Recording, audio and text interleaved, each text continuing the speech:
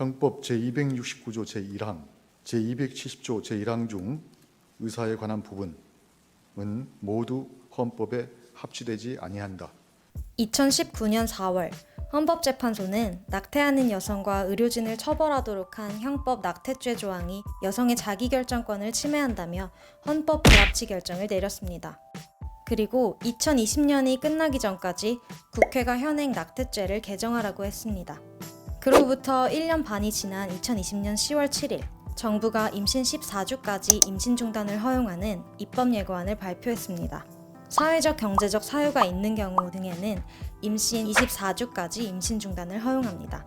이후의 임신 중지는 기존과 같이 처벌 대상이 됩니다. 이 새로운 낙태죄 입법 예고안에 여성계의 반발이 심상치 않습니다. 모두를 위한 낙태죄 폐지 공동행동은 청와대 앞에서 기자회견을 열었고 더불어민주당 권인숙 의원은 낙태죄를 전면 폐지하는 법안을 대표 발의했습니다. 이들은 왜 낙태죄 폐지를 주장하는 걸까요? 낙태죄 폐지를 주장하는 이들은 임신 중단을 범죄 영역에서 다루면 안 된다고 주장합니다. 조건부에 허용 조항이 있다고 해도 결국 임신 중지를 법적 처벌을 받아야 하는 죄로서 전제하고 있는 것이기 때문에 문제라고 보고 있고요. 이렇게 처벌 기조가 유지되면 여성과 의료인이 가장 안전하고 좋은 방법을 찾기보다는 오로지 처벌을 피할 수 있는 상황들만 찾게 됩니다. 현재 의대에서는 임신 중단과 관련된 교육이 제대로 이뤄지지 않고 있습니다. 산부인과 수련 과정에서 못 배우는 게 저는 더 문제라고 생각하는데요. 의료로 간주되지 않았었던 상황에서 동의서 작성하고 합병증, 후유증 생겼을 때는 어떻게 하고 응급 상황일 때는 상급병원에 어떻게 의뢰해야 하고 이런 의료와 관련된 시스템이 전혀 임신 중지에 부재해 왔었던 이게 더 저는 문제라고 생각합니다. 낙태죄에는 남성과 국가의 책임이 빠져 있어 도리어 여성을 협박하는 도구로 악용되기도 합니다.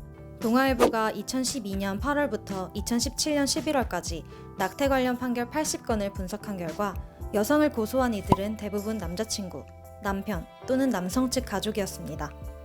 결국 낙태죄의 존재는 태아의 생명권 보호보다 여성의 건강권을 침해하고 여성을 공격하는 수단으로 사용되는 결과를 낳았습니다.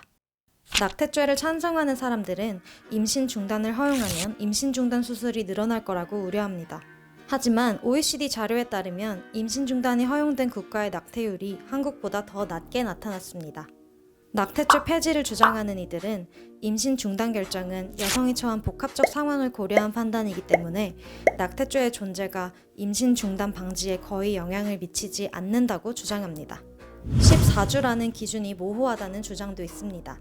주수에 따른 태아의 발달 정도를 일률적으로 적용하기가 어렵고 특히 성폭력 피해자, 미성년자 등 취약 조건자는 임신 사실을 늦게 인지하거나 수술비를 마련하는 데 오래 걸리는 경우가 있기 때문입니다.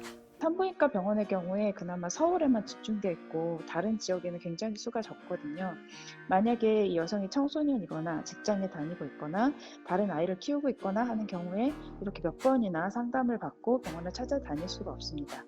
낙태죄 폐지를 주장하는 사람들은 무엇보다도 태아의 생명권 대 여성의 선택권, 이분법에서 벗어나야 한다고 말합니다.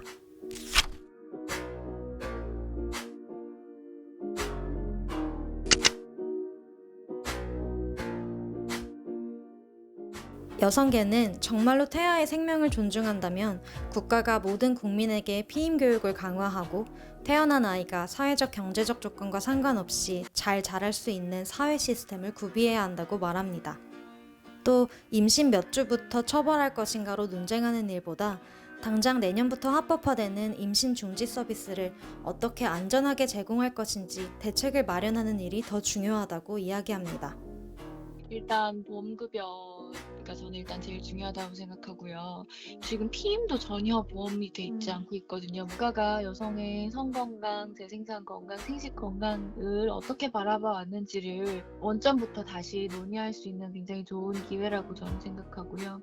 낙태죄 완전 폐지와 재정비 사이에서 뜨거운 논쟁이 벌어지고 있는 상황. 2021년 낙태죄는 어떤 운명을 맞게 될까요?